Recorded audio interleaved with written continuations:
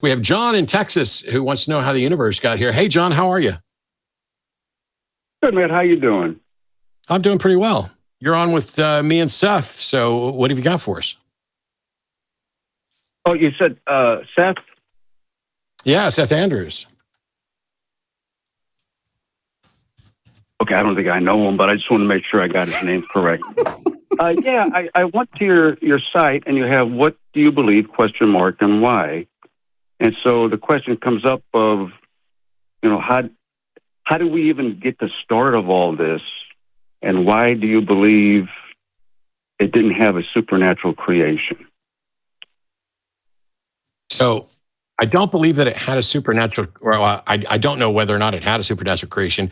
I have no reason to believe that anything supernatural exists because I haven't seen any evidence for the supernatural, and I have no way of confirming. Like, if somebody says, hey, this just happened and the cause is supernatural, I want to know how they determined that the cause is supernatural. And so far, there's never been any demonstration of any way to detect that something supernatural has occurred. All we have are people saying something happened and I'm going to claim that it's supernatural.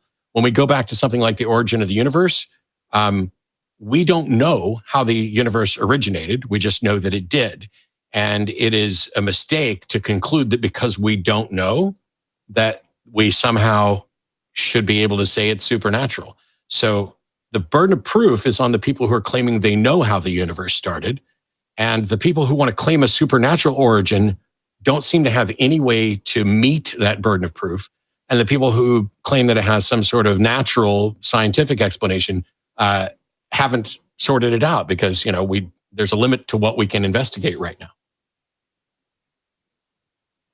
So we have a conservation of energy that says, energy can change forms, but it can't be created or destroyed. It can't happen naturally. So, John, how that is not proof enough for you on that? No, sir. No, sir. You said I can answer this really easily, John. That out there, John. I can answer this for you really easy. I'm here. The laws of thermodynamics apply within the universe. They do not apply outside of the universe. We have no idea whether or not those things apply prior to the origin of the universe. You can't take a law that applies within the universe that is based on the physics within the universe and say that it also applies outside the universe. And the incontrovertible proof of this is that would mean that whatever God you have believed in is also subject to those laws. And I don't think you believe that. Well, first of all, you're not getting around that. This is what we know for sure, and you're ignoring it. And John, you're saying, John, wait, let me finish. Let me. No, sir. No, sir. If you're going to misrepresent me, if I'm going to interrupt, I just explained to you that the laws of thermodynamics apply within the universe. They do not apply prior to the origin of the universe. Do you understand that? Well, show me how they don't apply prior to the universe and how the universe got there as you're ignoring the law. You have to. So you need to be able to demonstrate that prior to the origin of the universe, those laws apply because we only know they apply within the universe. We don't know what applied beforehand. And the thing I just demonstrated to you is, do you think your God is subject to the laws of thermodynamics? No, because that would be impossible. And I'll tell you why. John? Supernatural. John, you're not listening. I won't get a chance to talk. Correct. You're not going to get a chance to talk, John. John, you're not going to get a chance to talk because you're not listening. Do the laws of thermodynamics apply to your God? No. Why not? Because it shows from what we know for sure that it had to happen supernaturally. No, supernatural creator. No, sir. John, you are not listening at all. Finish. John, of course I'm not going to let you finish, John, because you're not listening. You're not answering the question. The question was, why don't your laws? I'm going to put you. You are on hold now, John. Listen to me and shut the fuck up. When you say the laws of thermodynamics don't apply to your God, and when I ask you why, you said something about because we know absolutely this. That's not why. Either the laws of thermodynamics apply to your God or not. You say they don't. I would agree with you that they don't apply outside of the universe. We'd have to have a demonstration of where they apply. So you don't think the laws apply to your universe, but to your God, but you think they apply prior to and outside of the universe, which is where you think your God is. That's what I'm trying to get to. What I'm saying is they do not apply to, he's a supernatural, there's a supernatural creator. You don't know that. You don't know that. How do you demonstrate that? So then tell me what we don't know about the first law of thermodynamics.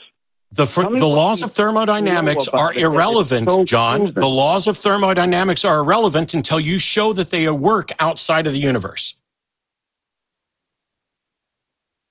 They don't work outside of the universe. This is the universe we have. Which means that you don't get to, John, they don't work outside. John, please listen. I know this is difficult for you, but please listen. You just said those laws don't apply outside of the universe. At the origin of the universe, you cannot then say that the laws of thermodynamics tell us how the universe originated because they don't apply outside of the universe. And whatever origin of the universe was is necessarily outside of the universe, correct? God is outside of the universe, correct. We don't know. I don't know that there's a God at all, but whatever the origin of the universe is, it is not within the universe, correct? Say that again. Whatever the origin of the universe is, it is not within the universe, correct? Not within. We know within the universe. We are in this universe, Matt. We are in this universe. John, shut up and listen for a second. You are not listening. The origin of the universe, whatever caused the universe, is it within the universe or is it outside the universe?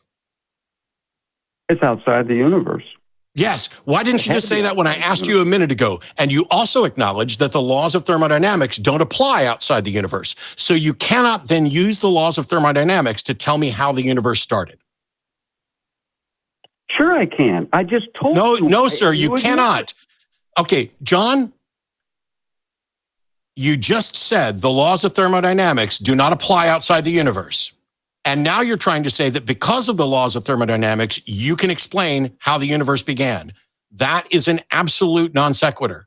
That is a logical fallacy. You cannot use, you want to say that it must be God and that the laws don't apply to God and that God is outside the universe. And all I'm saying is, A, we don't know whether or not there's a God. B, we have no idea what caused the universe. And C, whatever caused the universe isn't within the universe, and if you say that the laws don't apply outside the universe, then you cannot point to the laws. It's like saying, here are the rules of chess. Do the rules of chess in any way tell you what the origin of chess is? That's not even, you talk about a non sequitur.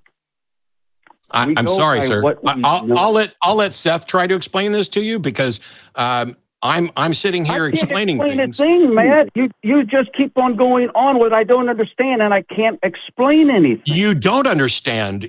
What is it you would like to explain? Because if you're going to argue, John, if you're going to argue with fallacies, why would I let you continue?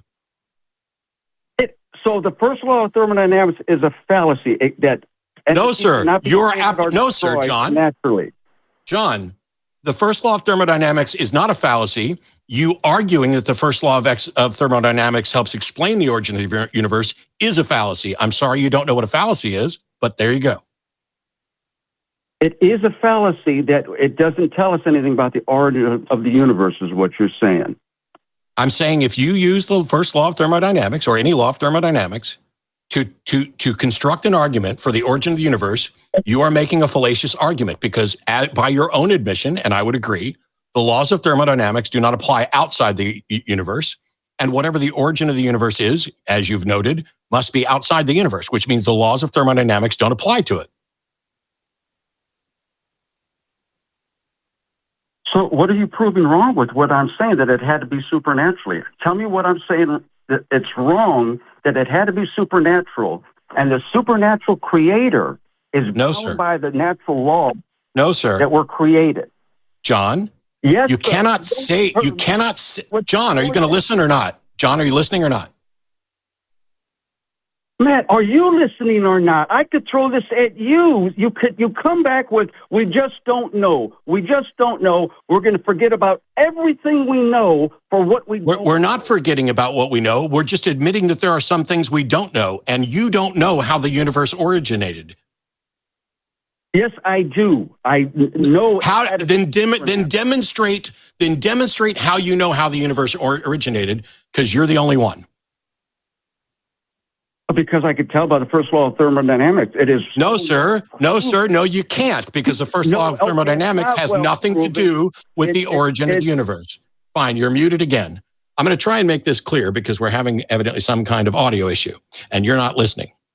If you claim that the origin of the universe is supernatural, how can you demonstrate that that is true? Because the law of thermodynamics proves that it's true. No, sir, it doesn't. The law of thermodynamics doesn't tell you anything about whether something is natural or supernatural. That has nothing to do with the laws of thermodynamics. Energy cannot be created or destroyed by natural means, Matt. John? You could ignore that till the cows come home. It doesn't change that. Now, John, you're not listening. You're right. And now you're done, John, because you're just going to keep saying the same shit over and over, and you're not listening. And I won't waste Seth's time on this. John. But go ahead, I have Seth. a quick question for John. Not that I would, feel included, because John doesn't even know that I exist. I'm not just a piece of meat, John. I'm a human being. I said, I just want to get your name right. No, brother, I'm just having fun with you. Let me ask you this. Oh, okay. Does the God who created the universe for you have a proper name? Who is that God? Do you know? What does this have to do with creation of the universe? John won't answer any direct questions. Okay, hang on. Hold on.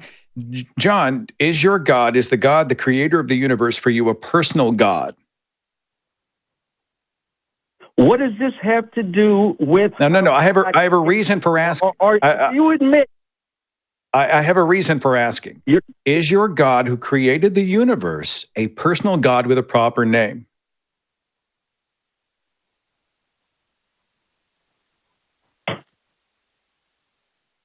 You're diverting. I could give you an answer. John is a dishonest interlocutor who will not answer questions because he knows he's full of shit.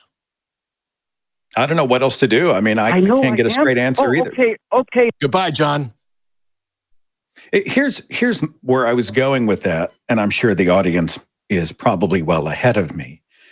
But John is making, and he's making it very poorly, the deistic argument, the first cause argument, right? The abiogenesis argument is a variation of this. Matter cannot be created or destroyed. Therefore, there must have been a supernatural origin point for that first cell, etc.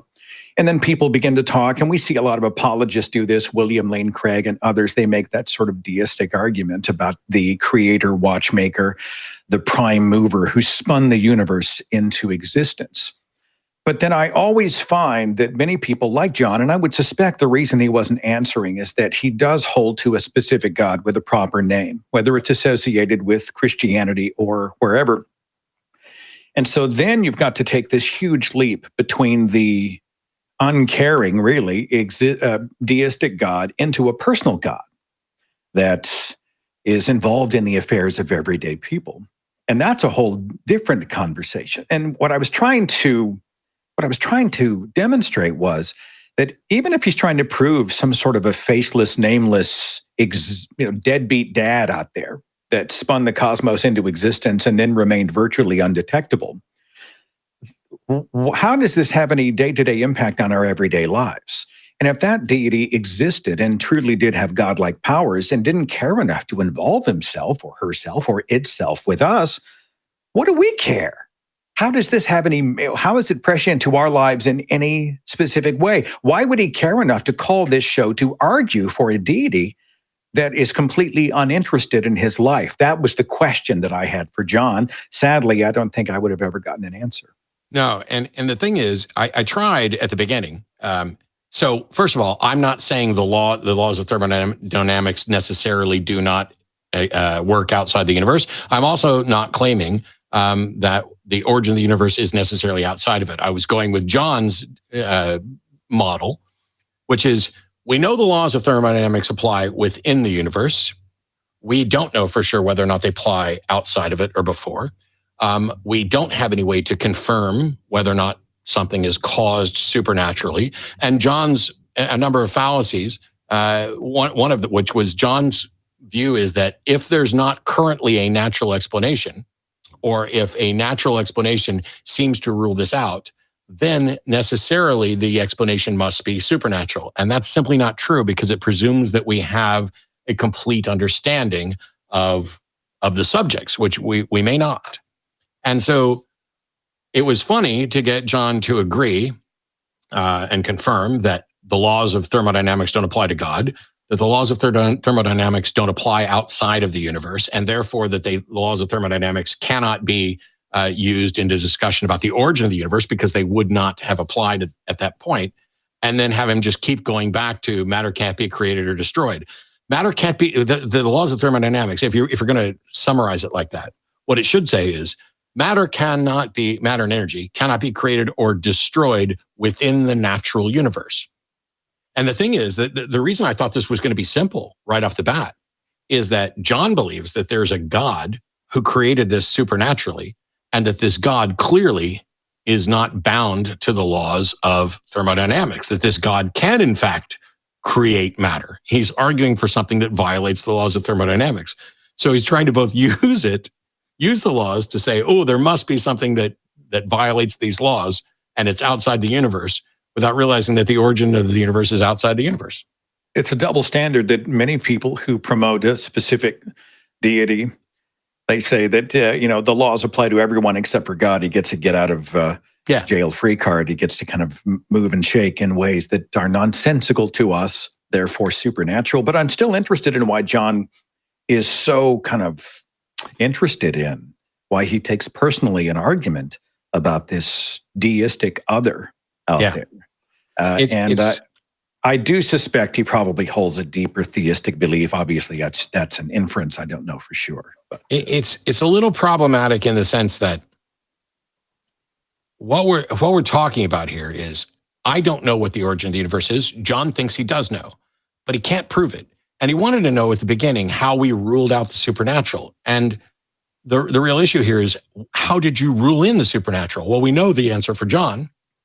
John looks at the natural laws and says, oh, this dictates what can and can't happen. Therefore, if something happened and it's against natural laws, it must have been supernatural. And that is simply not a sound logical argument.